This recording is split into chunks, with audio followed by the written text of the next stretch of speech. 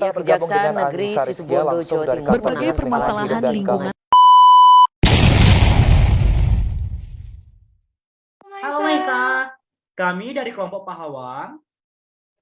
Pada kesempatan kali ini, kita akan membahas tentang lingkungan alam dan memberikan opini kita mengenai hal tersebut.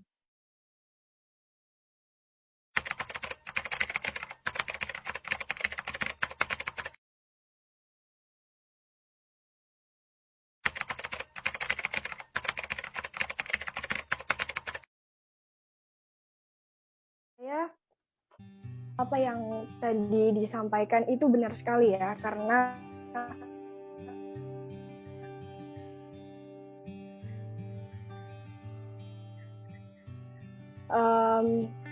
perilaku manusia yang kurang akan kesadaran dan rasa tanggung jawab mengakibatkan pemanfaatan mereka terhadap lingkungan malah mengakibatkan kerusakan lingkungan. Maka dari itu menurut saya solusi dari ini adalah meningkatkan kesadaran dan rasa tanggung jawab dari manusianya sendiri. Mungkin bisa dilakukan dengan sosialisasi atau kita bisa mulai dari keluarga atau diri kita sendiri melakukan hal tersebut dengan baik. Misalnya melakukan pemanfaatan lingkungan tetapi tidak dengan merusak lingkungan tersebut. Lebih ke rasa peduli gitu ya teman-teman. Itu dari saya. Terima kasih. Kalau menurut aku solusinya itu tuh udah tepat dan bener. Yang di sini yang dipermasalahkan itu pemerintah sama masyarakatnya. Gimana mereka itu bisa menggerakkan biar lingkungannya itu lebih terjaga. Contoh seperti rehabilitasi lahan sama reboisasi. Itu kan yang melakukan, yang menggerakkan itu kan manusia, masyarakat sama pemerintah. Jadi kalau misalkan dibilang solusinya belum jitu atau belum benar, saya kurang setuju sebenarnya. Terima kasih, Randy. Oke, kalau menurut saya ya, kalau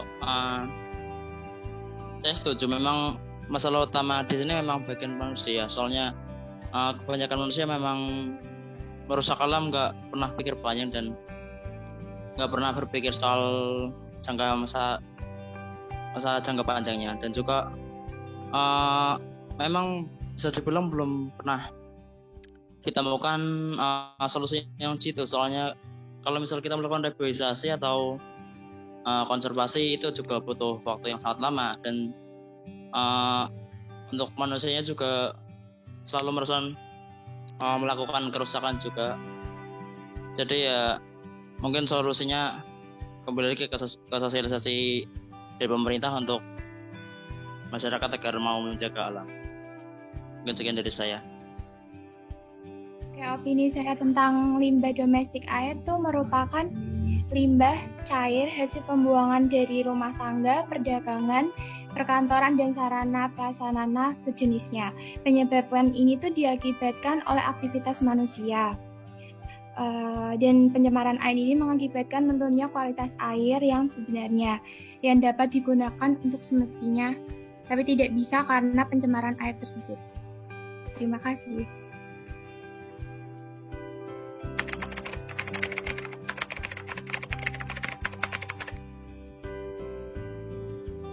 Limbah industri yang dihasilkan oleh kegiatan industri menurut saya dapat menyebabkan berbagai dampak negatif bagi lingkungan maupun makhluk hidup lainnya. Contoh limbah dari industri adalah limbah cair dari pabrik, pewarna pakaian cair, sisa pengawet, kandungan besi pada air, ataupun kebocoran minyak di laut. Nah, dampak yang ditimbulkan dari limbah industri tersebut dapat mengakibatkan ikan dan biota air akan mati. Selain itu, limbah cair yang masuk ke dalam sungai tanpa adanya pengolahan terlebih dahulu dapat mencemari air. Selain itu, limbah yang dibuang tanpa pengolahan terlebih dahulu cenderung menimbulkan bau yang tak sedap bagi lingkungan sekitar. Oleh karena itu, dalam mengatasi permasalahan tersebut, kita harus lebih memperhatikan dan menjaga lingkungan untuk mencegah terjadinya rantaian kerusakan ekosistem. Nah, sekian dari opini saya. Itu menurut opini kakak ya. Jadi untuk selanjutnya saya persilahkan untuk Kak Dila untuk menyampaikan opininya. Sebagian kerusakan lingkungan seperti kerusakan hutan, banjir, abrasi, pencemaran udara, pencemaran air dan tanah, sampah, dan masih banyak lagi itu disebabkan oleh faktor manusia maupun faktor alam. Faktor manusia karena kita itu nggak terlalu peduli terhadap alam, dan untuk mencegahnya kita harus lebih peduli dengan alam di sekitar supaya alam sekitar lebih lestari. Dan untuk faktor alam kita tidak bisa mencegahnya, tetapi kita bisa melakukan tindakan untuk meminimalisir kerusakan yang disebabkan oleh alam. Terima kasih. Silakan Aulia. Indonesia menjadi perhatian dunia, mulai dari penebangan liar, penggundulan hutan, hingga terindikasi pembakaran hutan menjadi penyebab dari kerusakan hutan yang ada. Kerusakan hutan yang terjadi akan membawa akibat terjadinya banjir maupun erosi yang dapat mengangkut partikel-partikel tanah menuju ke laut, yang nantinya akan menjadi proses sedimentasi atau pengendapan di sana. Hal tersebut tentu saja bisa merusak ekosistem yang ada di laut, seperti ikan serta terumbu karang. Masalah tersebut terjadi terus-menerus, maka menurut saya akan terjadi keseimbangan antara komponen biotik dan abiotik. Kenapa? Karena menurut saya, dua komponen tersebut tidak bisa dipisahkan karena saling berterkaitan. Jadi, kita harus melestarikan dan juga menjaga pelestarian lingkungan tersebut. Sekian, terima kasih. Selanjutnya, saya persilakan untuk Kak Nashwa. Saat ini juga mulai banyak dibahas mengenai pencemaran tanah dan udara. Karena hal itu berkaitan. Jika pencemaran udara itu berakibat dari kemajuan industri dan transportasi, sedangkan tanah juga bisa tercemar oleh bahan-bahan yang dapat merusak kualitas tanah. Menurut saya, sebagai rakyat, kita juga bisa memberikan bantuan dari hal kecil seperti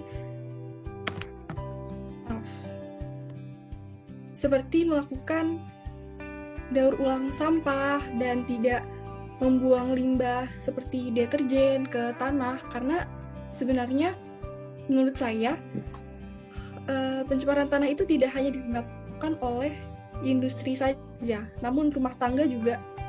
Malah rumah tangga itu lebih banyak mengakibatkan pencemaran tanah daripada industri sekarang ini.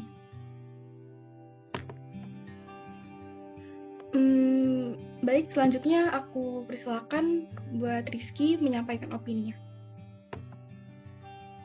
Terima kasih Pak Nashwa. Berdasarkan teks di atas tadi sudah kita ketahui bahwa banyak sekali contoh dampak dari pencemaran tanah dan pencemaran air yang terjadi di lingkungan sekitar kita. Menurut saya, sudah seharusnya sesama masyarakat kita itu lebih menumbuhkan lagi sikap antara peduli lingkungan, karena bahwasannya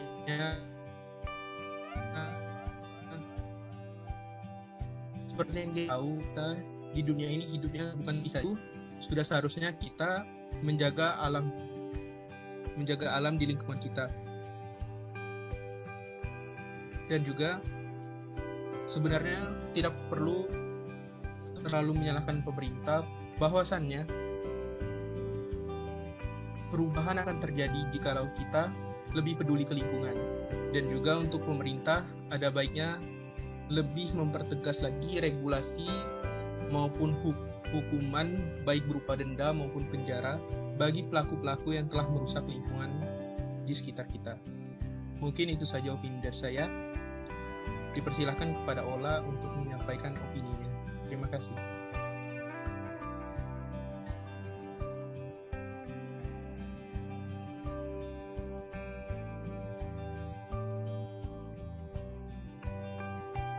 Ola, mungkin bisa dihidupkan dulu mic-nya.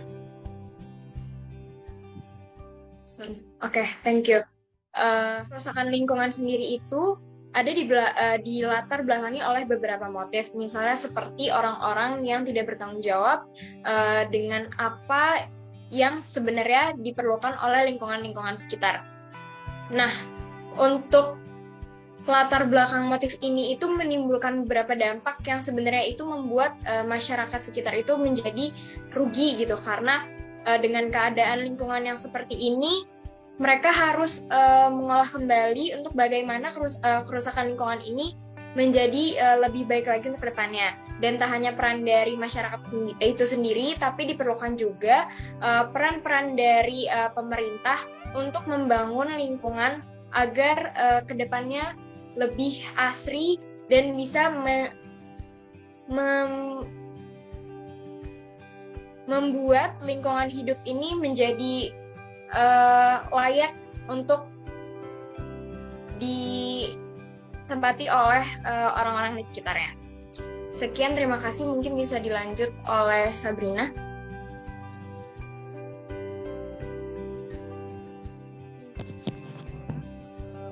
Penegakan hukum tanpa tebang pilih menjadi salah satu agenda mendesak. Begitu juga regulasi yang dapat mengurangi kemungkinan terjadinya pelanggaran dalam mengelola hutan, sumber daya alam, lahan pertanian, dan bendungan. Lalu apa saja yang dapat diperbaiki permasalahan tersebut? Silakan Dinda. Terima kasih Kak Sabrina. Untuk selanjutnya kita persilahkan kepada Dinda. Penegakan hutan terkait pengelolaan hutan penting untuk menjaga hutan, terlebih lagi sekarang, di mana banyak hutan dialihfungsikan untuk ladang dan sawit. Lalu perlu dilakukan usaha pelestarian tanah dan hutan melalui tata guna lahan, peraturan mengenai penebangan dan penanaman hutan, serta reboisasi dan pengelolaan sampah agar dapat terurai dengan baik. Terima kasih. Selanjutnya saya persilahkan untuk Griata mengemukakan opininya. Baik, terima kasih Dinda. Menurut saya, opini dari saya, dalam mengatasi permasalahan lingkungan yang sudah banyak diperbincangkan tadi, kita semua harus ada tindakan dari kita sendiri juga. Dengan adanya masalah ini, semua kedua belah pihak, baik masyarakat maupun pemerintah, harus bisa sadar yang pentingnya permasalahan lingkungan ini. Jadi benar-benar semua lapisan masyarakat harus sadar supaya ada solusi yang bisa kita lakukan dengan baik pemerintah maupun masyarakat bisa sadar agar apapun yang kita kerjakan itu nantinya sedikit demi sedikit bisa teratasi mekanisme ini. Nah, bagaimana caranya supaya pemerintah dan masyarakat ini bisa sadar akan pentingnya masalah lingkungan adalah dengan kita sebagai mahasiswa itu bisa berdampak bagi masyarakat di sekeliling kita untuk menyadarkan kepada masyarakat di sekeliling kita, orang-orang di sekeliling kita, dari keluarga, teman maupun masyarakat biasa, menyadarkan mereka semua bahwa ini loh penting banget, masalah lingkungan itu penting banget, harus kita cicil dari sekarang istilahnya. Solusi apa yang bisa kita lakukan, tindakan-tindakan kecil apa yang bisa kita lakukan untuk bisa memperbaiki lingkungan kita ini. Karena dengan tindakan-tindakan kecil itu ya, ketika sudah lama tindakan-tindakan kecil itu sudah lama terjadi, maka sedikit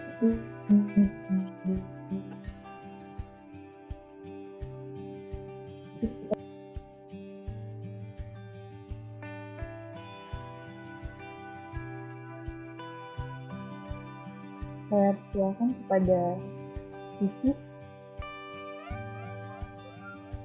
atau Aulia.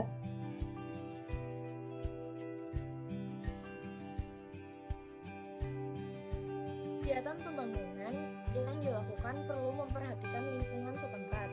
Misalnya dalam pembangunan jalan tol. Kondisi lahan yang dilewati pembangunan jalan tol adalah lahan pertanian produktif. Perubahan fungsi lahan yang sebelumnya berupa sawah menjadi jalan akan mempengaruhi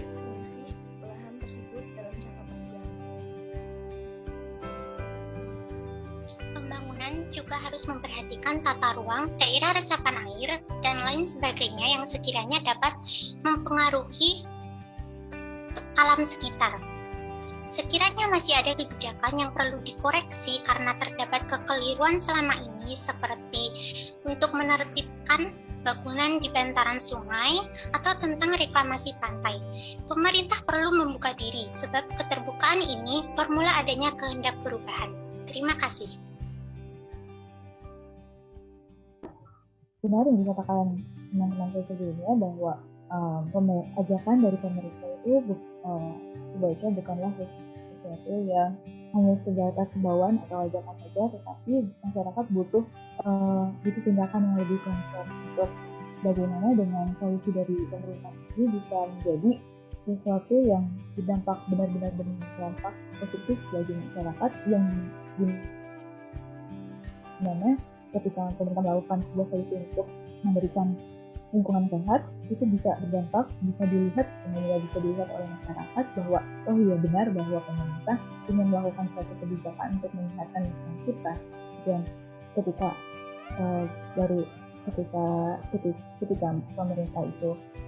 pemerintah hanya bisa memberikan imbauan atau ajakan biasa, jangan heran jika masyarakat biasa itu masyarakat lain hanya bisa melihat kerusakan lingkungan yang terjadi dan membiarkannya begitu saja tanpa ada rasa iba kepada lingkungan sekitar kita untuk bisa melakukan perubahan yang sedikit. Jadi memang harus butuh gerakan yang konkret dari pemerintah itu sendiri supaya masyarakat bisa melihatnya dan melakukan perbaikan lingkungan. Terima kasih.